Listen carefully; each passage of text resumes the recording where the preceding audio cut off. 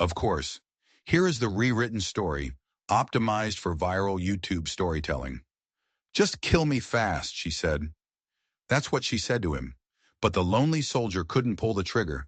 Instead, he lifted the hem of her torn skirt and saw what they had branded into her skin. Texas Hill Country, spring of 1865. The war was supposed to be over. But out here in the shadows of the cottonwoods, some wars never end. The sun hadn't broken through the canopy yet, but its pale light filtered down in dusty rays. The air was thick and heavy, the kind of quiet that comes right before a storm or right after a scream. Elias Gray felt it in his bones. Something was wrong. His horse, a tired old gelding named Rufus, had stopped dead near the creek bank. His ears were pinned forward, his breath coming in short, sharp bursts. Elias dismounted, his hand instinctively brushing the cold steel of the revolver on his belt. His boots sank into the damp earth, making no sound. He moved toward the narrow stream, his eyes scanning the tree line. And that was when he saw her. She was just a girl, barely more than a shadow of a woman, crumpled near the water's edge. One leg was twisted beneath her at an impossible angle. Her dress was shredded, streaked with mud and something darker. Her hands were raw, as if she'd clawed her way through a mile of thorns to get here. Elias dropped to one knee. "Miss?" he called out, his voice a low rumble. There was no answer. He leaned in close, his heart pounding against his ribs, checking for the faintest sign of life. Her chest rose, a slow, shaky breath. She was alive, just barely. He could see a long, deep gash across her thigh, still weeping blood. He glanced back toward the trees. Nothing but bird song and the whisper of the wind. But he knew they weren't alone. "You're never really alone out here." "I'm not going to hurt you," he said, his voice softer now, even though she was still unconscious. "Just need to stop this bleeding." He pulled a strip of clean cloth from his saddlebag. He reached for her leg, moving slow, trying not to startle her. But the moment his fingers brushed the fabric of her skirt, her body convulsed. Her eyes snapped open. They weren't just wide, they were wild. A cornered animal staring down the barrel of a gun. "No!" she gasped, her voice cracking like dry leaves. "Don't! Please! Just kill me fast!" Elias froze. His hand hovered just inches from her skin. Her eyes were locked on his, and in their depths he saw something that wasn't of this world, something broken beyond repair. She wasn't just afraid, she was resigned. She was ready to die. "I'm not here to hurt you," he said again, his own voice barely a whisper. "Just do it," she pleaded, a single tear tracing a path through the grime on her cheek. "I don't want to feel it anymore." He blinked, trying to process her words. Slowly, he pulled his hand back. "I ain't killing anyone today, miss," he said, his voice firm. "You're bleeding. I'm going to help you, that's all." She stared at him, trembling, a war of fear and confusion raging in her eyes. He moved again, with painstaking care, toward the wound on her leg. "Let me see," he said. "That needs cleaning, or you'll lose the leg." This time she didn't resist. Her jaw clenched and she turned her head away, staring blankly at the murmuring creek. He gently lifted the torn fabric of her skirt, just enough to see the gash. And then he saw it. He froze. His breath hitched in his throat. His stomach turned to ice. There, burned into the soft flesh of her inner thigh, just above the wound, was a brand. Not a letter, not a number. It was a symbol. A jagged, five-pointed star with a serpent coiled around it. An angry red scar, permanent and obscene. Elias felt the world tilt on its axis. He had seen that brand before. Just once, near the end of the war. His unit had stumbled upon a makeshift prison camp, hidden deep in the swamps outside Monroe. It wasn't a camp for soldiers. It was a place for women. The ones who fought back. The ones who refused to break. The ones who knew too much. They were all there. And all of them, the living and the dead, had that same mark seared into their skin. His hands curled into fists so tight his knuckles turned white. He looked at the girl again. She wasn't crying. She wasn't even blinking. Her face had gone blank, a curtain pulled down tight over her soul. This wasn't just a random act of cruelty. This was a message, a signature. "What's your name?" he asked, his voice thick with a rage he hadn't felt in years. She didn't speak. I'm Elias. Elias Gray, he said, trying to keep his voice steady. You're safe now. All right? Still nothing. The silence was heavier than a tombstone. He tied the cloth around her thigh, his movements precise and practiced, mindful of her flinches. The blood soaked the fabric almost instantly, but the pressure would help. I'm going to get you out of here, he said, more to himself than to her. The girl's eyes drifted shut again, her body too exhausted to fight, too broken to hope. Elias wrapped his own dusty coat around her small frame and lifted her as gently as he could. She weighed almost nothing. As he carried her toward Rufus, he whispered, "Whatever they did to you, it ends now." He settled her in the saddle in front of him and urged the horse forward, away from the stream, away from the shadows.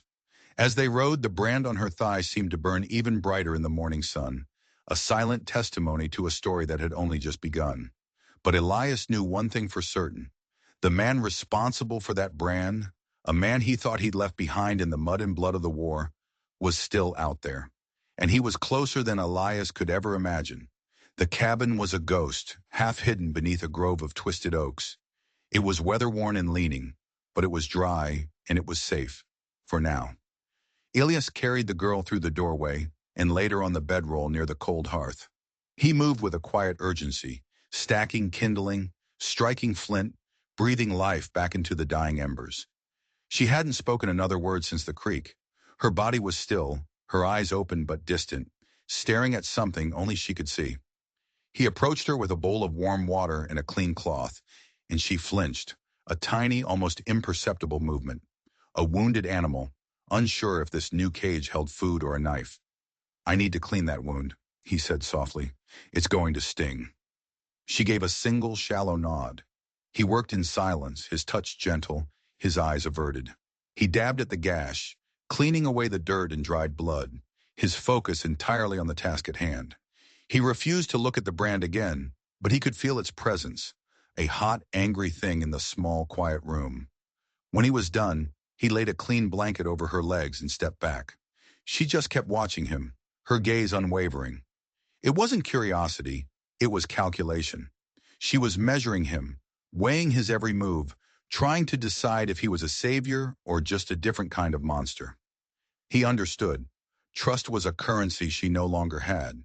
He moved to the small stove and heated a pot of beans, adding a pinch of salt from his dwindling supply. He ladled some into a tin bowl and let it cool before offering her the first spoonful.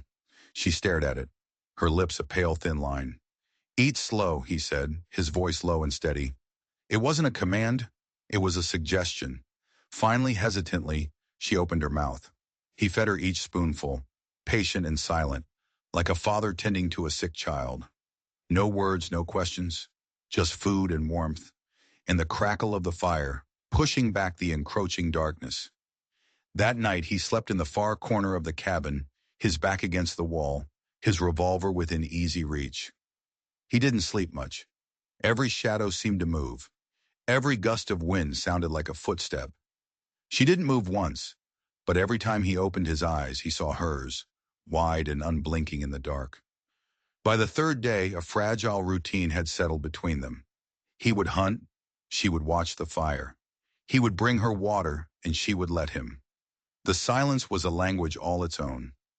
That afternoon, he sat beside her with an old worn comb. "If you'll allow it," he said, holding it out, "I can get the tangles out of your hair." She hesitated for a long moment, then slowly she turned her back to him. Her hair was a thick mess of twigs, dried blood, and dust.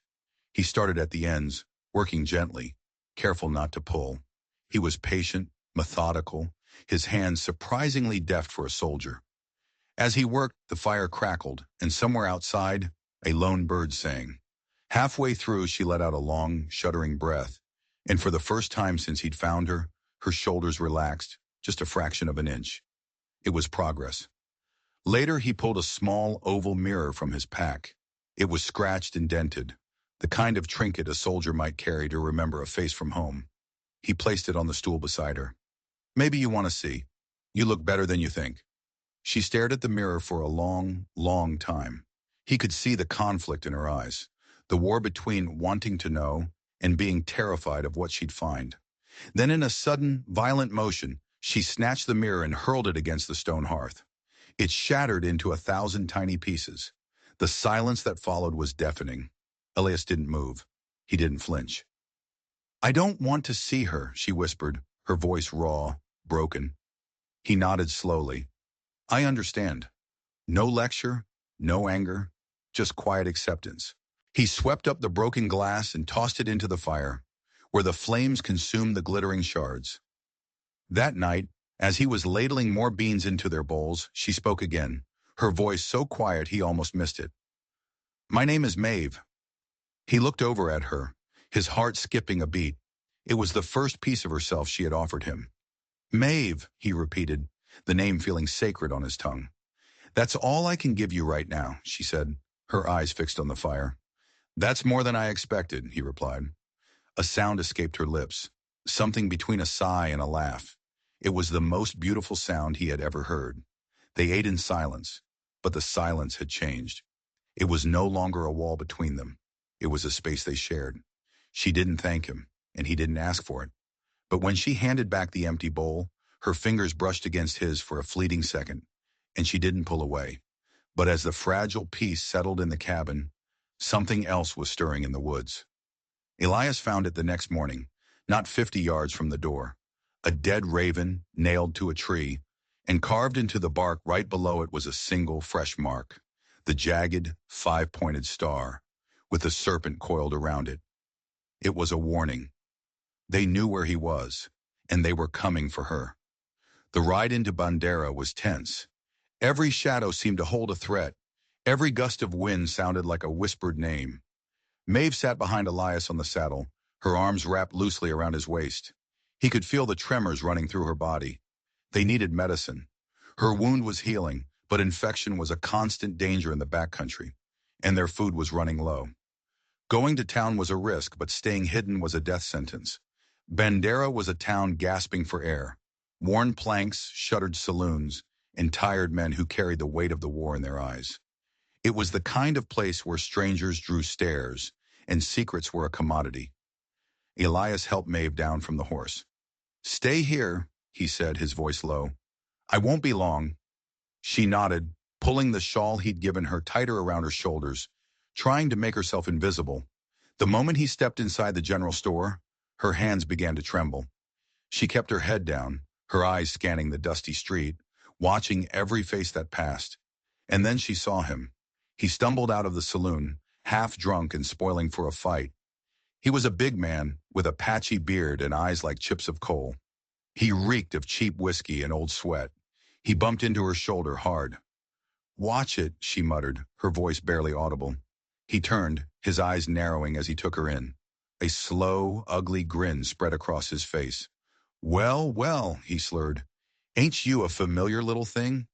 Maeve's blood ran cold. She backed away, but he stepped closer, blocking her path. "You don't remember me?" he hissed, his breath hot and foul. "Camp east of Monroe." "Oh, I remember that, Brandon. Screamed like a stuck pig, you did." Her heart hammered against her ribs.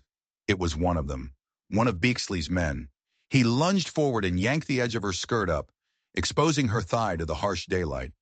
There it was, the brand, raw and ugly against her pale skin. Gasps rippled through the few bystanders on the street. A woman shielded her child's eyes. Someone whispered, "That's one of them." The man's grin widened. "Runaway meat," he spat. "Sheriff's going to be real happy to see you." Maeve froze, trapped in a nightmare she couldn't wake from. The world seemed to slow down, the sounds of the street fading into a dull roar. But Elias was already moving. He came out of that store like a thunderclap. He didn't say a word. He just shoved the man, so hard the drunk stumbled backward and crashed into the watering trough. Before the man could even register what was happening, Ellis was on him. A fist connected with his jaw. Once, twice, a third time. Blood poured from the man's nose, staining the murky water. No one moved to intervene. They just watched, their faces a mixture of fear and something else. Satisfaction. Elias grabbed Maeve's hand, his knuckles bruised and bleeding. "Let's go," he growled. They rode out of Bandera without looking back, the dust swirling behind them like a shroud. But they both knew this was far from over. They hadn't just escaped. They had declared war. Back at the cabin, the silence was a physical weight, suffocating and heavy. Maeve sat by the fire, staring into the flames, her body rigid. Elias paced the small room like a caged wolf. He wanted to say something, anything to break the tension, but the words wouldn't come. He had promised her she was safe. He had failed. That night the rain came, a cold, relentless downpour that mirrored the turmoil in his soul. He woke with a start, the bedroll beside him empty.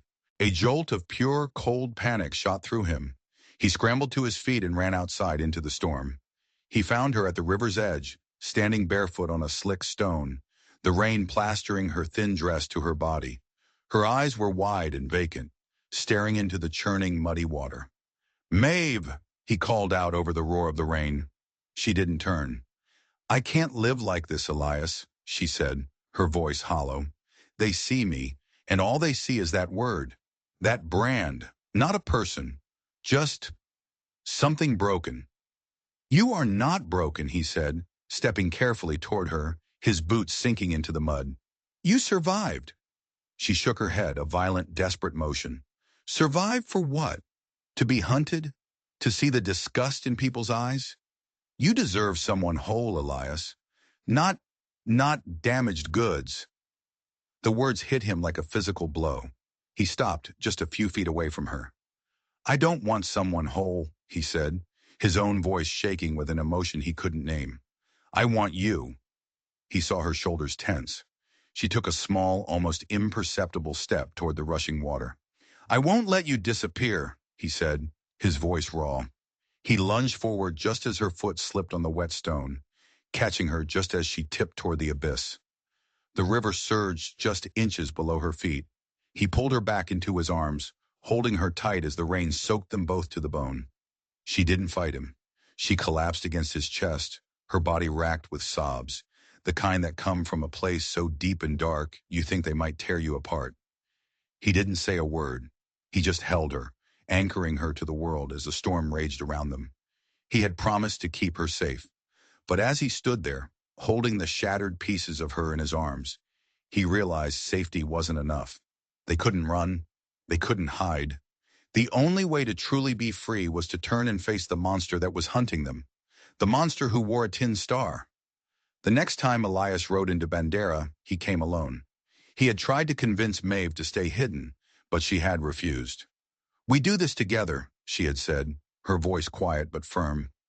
She was waiting with the horse at the edge of town, hidden in a thicket of cedars, a rifle resting across her lap, a lookout, a partner.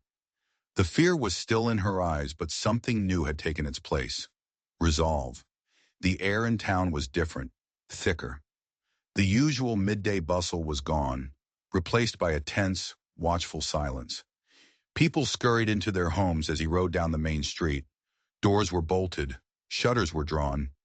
It was a town under siege, not from outlaws, but from its own lawmen. Elias tied Rufus outside the general store and stepped into the saloon next door. The room went quiet. A poker game froze mid-deal. A piano player's hands hovered over the keys. Every eye in the place was on him. And then he saw him. Behind the bar, polishing a glass with a dirty rag, stood a man with broad shoulders and graying temples. A long, jagged scar ran from his temple to his jaw, a permanent sneer carved into his face. And pinned to his chest, gleaming in the dim light, was a tin star. Sheriff Jonah Beeksley. Elias froze. He hadn't seen that face in 2 years, not since the night he'd set fire to Bexley's prison camp and escaped into the chaos. He'd thought him dead, consumed by the flames of his own private hell. Beeksley's eyes met his across the room, a flicker of confusion, then a slow, dawning recognition. A cruel smile curled his lips. "Well, well," he drawled, his voice like gravel grinding on bone. "If it ain't Elias Gray, I heard you burned up in that fire." Elias didn't move. Didn't know they pinned badges on rats these days. Beeksley let out a low, humorless laugh. He poured himself a whiskey, his movements calm and deliberate. "You look different without your fancy blue coat," he said, "but I never forget the man who cost me a fortune in property." Elias took a step forward, his boots echoing on the wooden floor like war drums. You ran a prison for women, Beaksley, a slaughterhouse. Beaksley's eyes glinted with a cold fire. They were runaways, Gray, property, same as a horse or a head of cattle. You of all people should understand that. Didn't your own sister have a taste for running off? The air went thin. The unspoken threat hung between them, thick and suffocating. Elias's hand drifted toward his holster. The memory of his sister Sarah, her face pale and terrified as Bexley's men dragged her away, flashed before his eyes. It was the failure that haunted his every waking moment. You think branding women makes you a man? Elias snarled, the words tearing from his throat. Beaksley leaned in, his smile widening into a predator's grin. Still playing the hero, are we? Or did you finally find yourself one of my little pets to keep you warm at night? He leaned closer, his voice dropping to a conspiratorial whisper. Heard a girl's been seen with you, hiding out in the woods. Nasty scar on her thigh, I hear. Fiery eyes. That wouldn't be my prize mare, would it? The one who knows where her daddy buried the deed to that silver mine? The saloon held its breath. It wasn't just about a runaway anymore. It was about money, a fortune in silver. Now it all made sense. Maeve wasn't just a victim. She was a target. She's not yours, Elias said, his voice quiet, deadly. She was never yours. She was marked, Beaksley spat, slamming his glass down on the bar. That makes her mine. By law. Elias took another step until they were almost chest to chest. You come near her again, and I'll bury you where you stand. Beaksley laughed, a loud, booming sound that filled the room. He tapped the tin star on his chest. I'm the law here, boy. You shoot me, you hang. And while you're swinging, I'll be enjoying my new property, both the land and the girl. He leaned in one last time, his voice a venomous hiss. If you don't kill me now, Elias, you'll spend the rest of your short life looking over your shoulder, because I always collect what's mine. Elias stood there, his entire body trembling with a rage so pure it was almost blinding. The faces of the men in the saloon were unreadable, fearful, complicit, trapped. Slowly, deliberately, Elias turned his back on the sheriff and walked out of the saloon. The rage in his chest was a wildfire. He knew now. The war wasn't over. It had just followed him home. Maeve wasn't just being hunted for what was done to her. She was being hunted for what she knew. And the hunter didn't just wear a badge. He owned the whole damn town. The attack came that night, not with a warning, not with a shout, but with the silent, brutal efficiency of a predator. Elias had been checking the snares near the ridgeline, 100 yards from the cabin. He'd insisted on going alone. Maeve had argued, but he'd been firm. It was a mistake he would regret for the rest of his life. The first blow came from behind, a solid crack of wood against his skull. The world exploded into a universe of white-hot stars. He hit the dirt, his ears ringing. Before he could even try to get up, they were on him. 3 of them. Their faces were covered with kerchiefs, but he knew. He knew who had sent them. Where is she? The tallest one demanded, his voice a low growl. Elias tried to push himself up, but a heavy boot slammed into his ribs, driving the air from his lungs. A bolt of lightning-sharp pain shot through his side. He bit down on his lip, the coppery taste of blood filling his mouth. We know she's with you, Gray, another one sneered. Bexley wants his property back. There's a price on her head now. Another kick landed, this time to his shoulder. Elias let out a dry, ragged laugh. That why you came 3-on-1? For a girl half your size? The big one grabbed him by the collar and slammed his head against a tree trunk. The world swam. We came to give you a choice, the man growled, his face inches from Elias's. Tell us where she is, or we leave you here for the buzzards. Elias looked him square in the eye, pain a searing fire in every nerve. You kill me, he rasped, and you'll never find her. The man's fist crashed into his jaw. Something cracked. He felt a rib give way with a sickening pop. The world started to go gray at the edges. They were going to kill him. Slowly. He closed his eyes, thinking of Maeve, safe in the cabin. He had to protect her. He wouldn't speak. He would die before he let them find her. And then he heard it. A sound that cut through the haze of pain.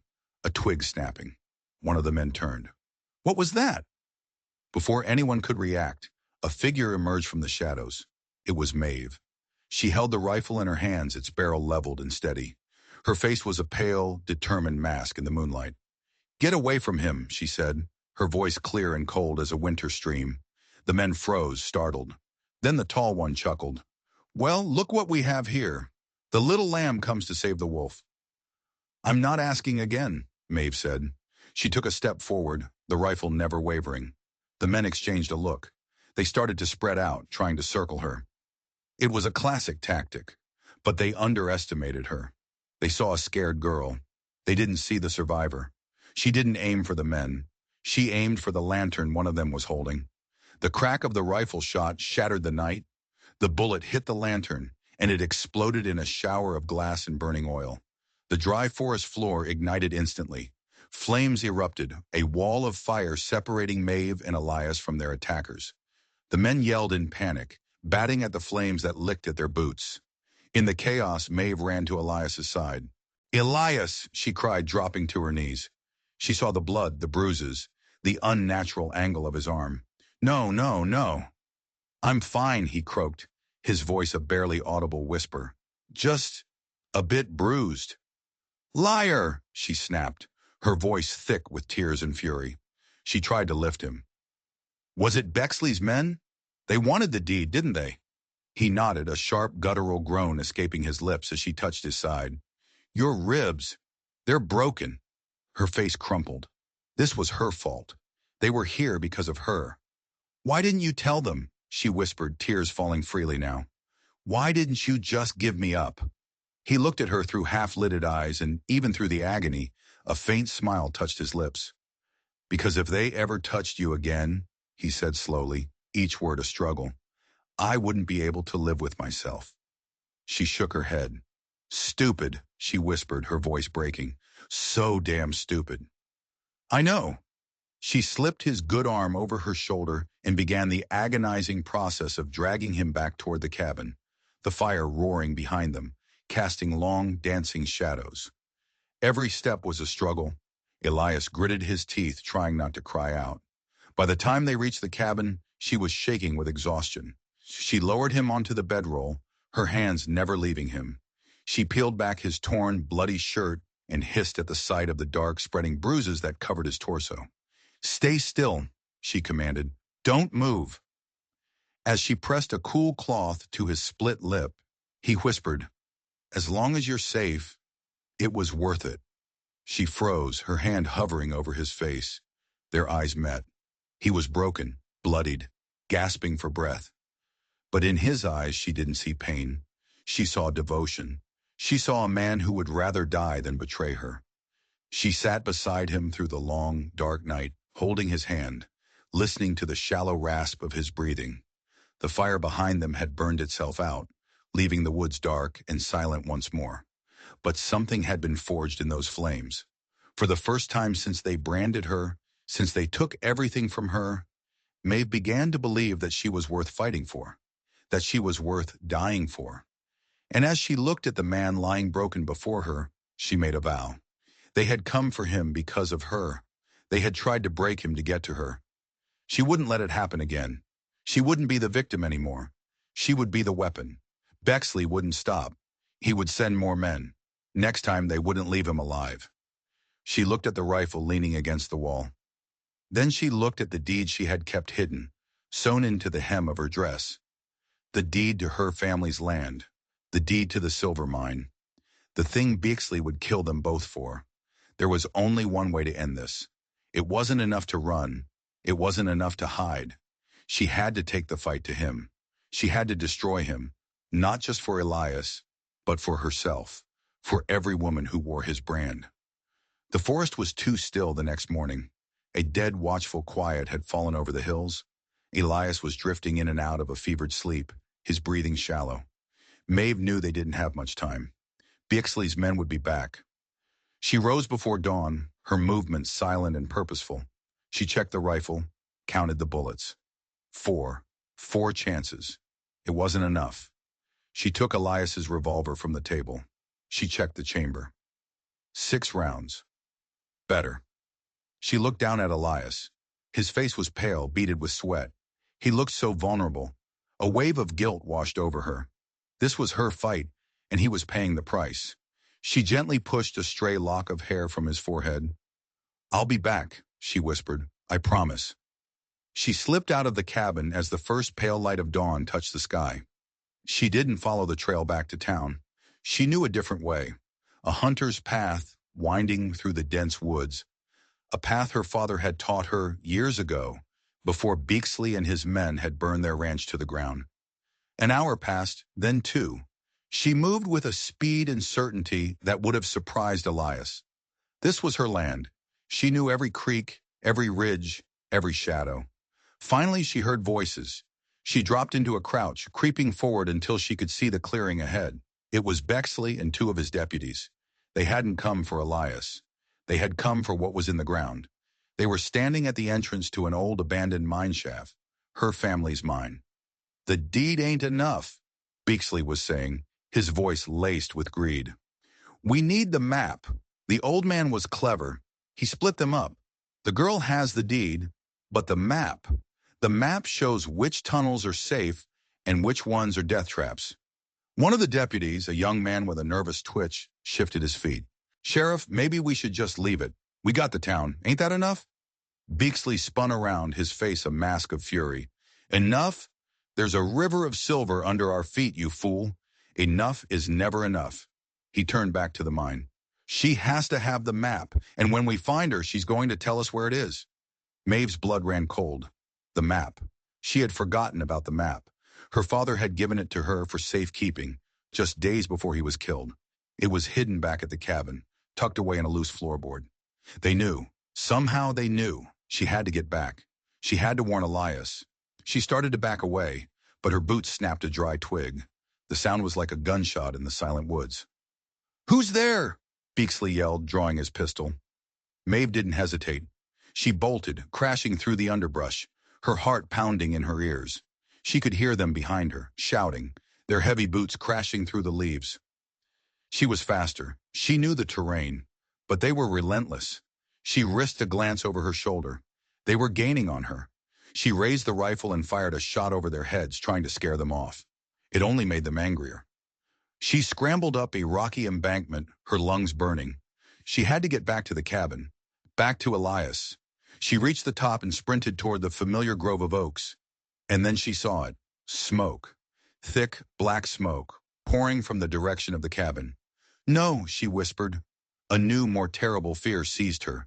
She ran faster, ignoring the branches that clawed at her face, ignoring the burning in her legs. She burst into the clearing and her world fell apart. The cabin was engulfed in flames. Bexley hadn't just sent his men after Elias. He had sent a second group. While he was hunting for the map, they were sent to finish the job, to erase the evidence. "Elias!" she screamed, dropping the rifle and running toward the inferno. The heat was intense, driving her back. The roof was collapsing. It was too late. He was gone. A raw, guttural sob tore from her throat. She fell to her knees, the dirt and ash staining her dress. She had failed. She had left him alone, vulnerable, and now he was dead. Through the roar of the flames, she heard a voice, Bexley's voice. "Well now," he drawled, stepping out from behind a tree, his pistol aimed at her chest. "Ain't this a sad sight?" His two deputies flanked him, their own guns drawn. She was trapped. "Looks like your hero couldn't take the heat," Beeksley sneered. "Now, let's talk about that map." Maeve looked from the burning cabin to the cruel, triumphant face of the man who had taken everything from her father, her home, and now Elias. Something inside her snapped. The fear, the grief, the despair. It all burned away, leaving behind something cold, hard, and sharp. She slowly got to her feet, her eyes locking onto Bexley's. She still had Elias's revolver tucked into her belt. They hadn't seen it. "The map?" she said, her voice eerily calm. "You want the map?" Beeksley's grin widened. "That's a good girl." "It's in the cabin," she said, taking a slow step toward the flames. "Don't play games with me," he growled. "It's hidden under a floorboard," she said, her voice never wavering. "By the hearth. You want it? Go get it." For a moment, greed warred with caution in Bexley's eyes. Greed won. "You two, "Watch her," he commanded his deputies. He started toward the burning cabin, pulling his kerchief over his face to ward off the smoke. He was a monster, a murderer, a thief, but he was also a fool. The moment he turned his back, Maeve moved. She was a blur of motion. She drew the revolver, pivoted, and fired. Not at Bexley, at the deputies. One shot. The young, nervous deputy crumpled to the ground, a look of shock on his face. The second shot went wide as the other deputy, more experienced, dove for cover. Bexley spun around, his eyes wide with disbelief. Maeve didn't give him a chance. She fired again. The bullet grazed his arm. He yelled in pain and fury, returning fire. Maeve dove behind the woodpile as bullets splintered the logs around her. She was pinned down.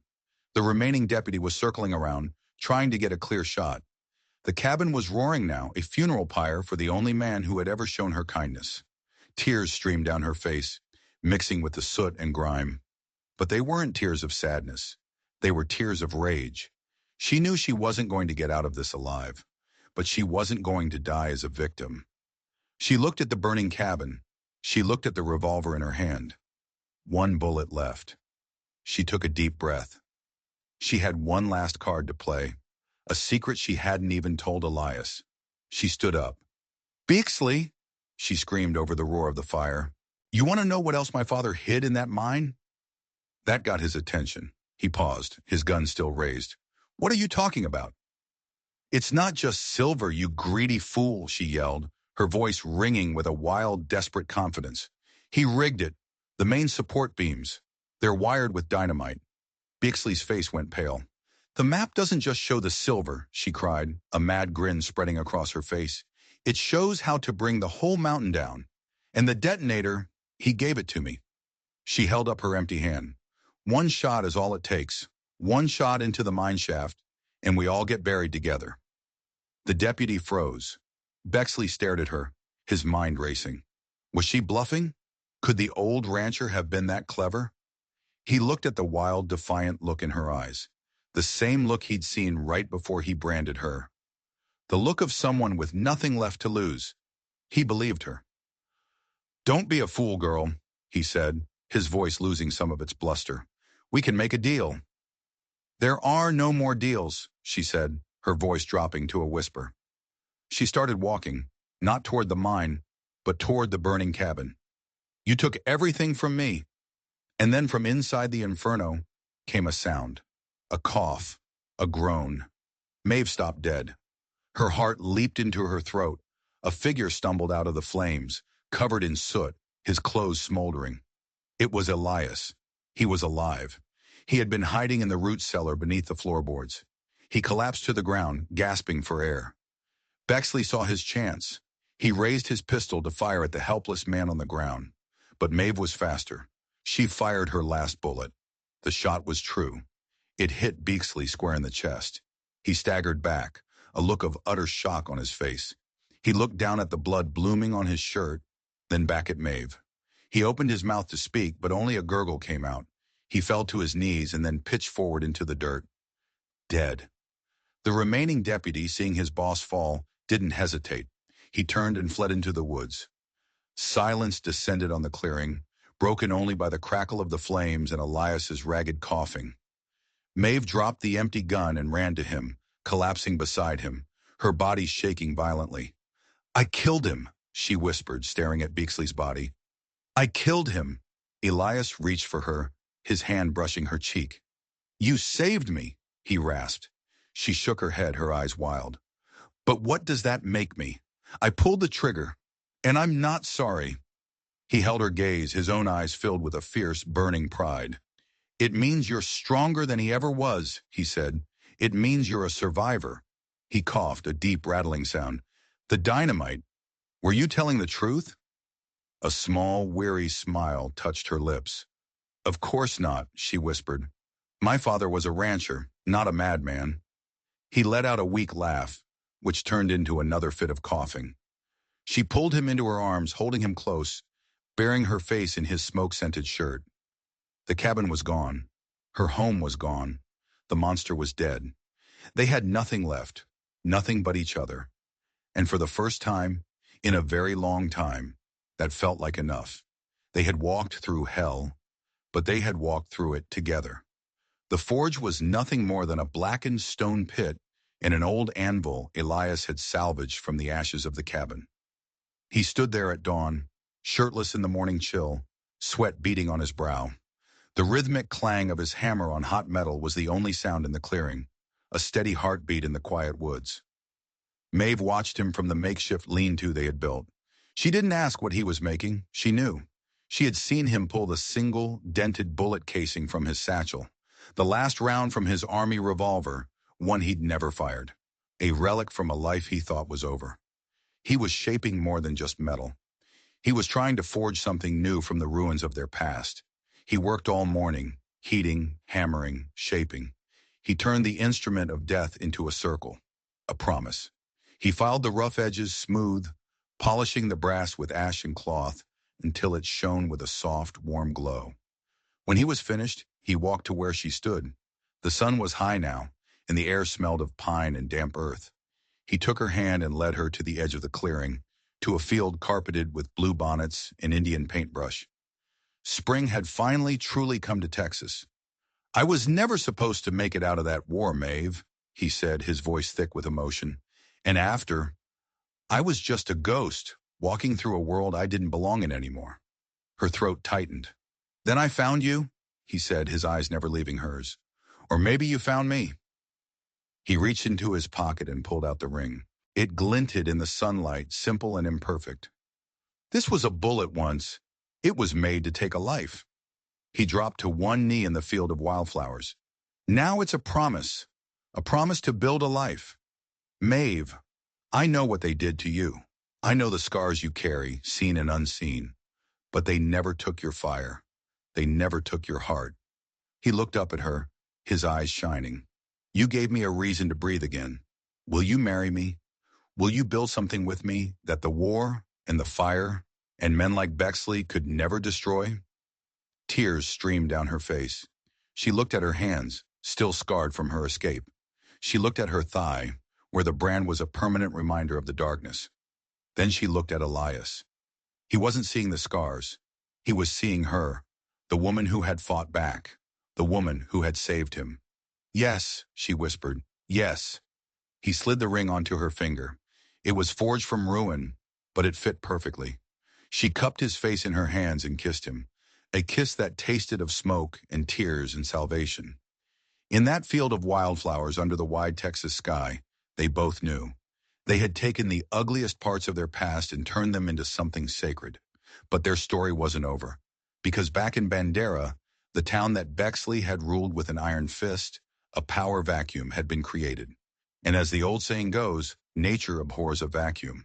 When news of the sheriff's death reached the town, it wasn't met with celebration, it was met with fear. Because Jonah Beeksley wasn't just a corrupt sheriff, he was a small part of a much larger, much more dangerous organization. The men who wore the sign of the star and the serpent.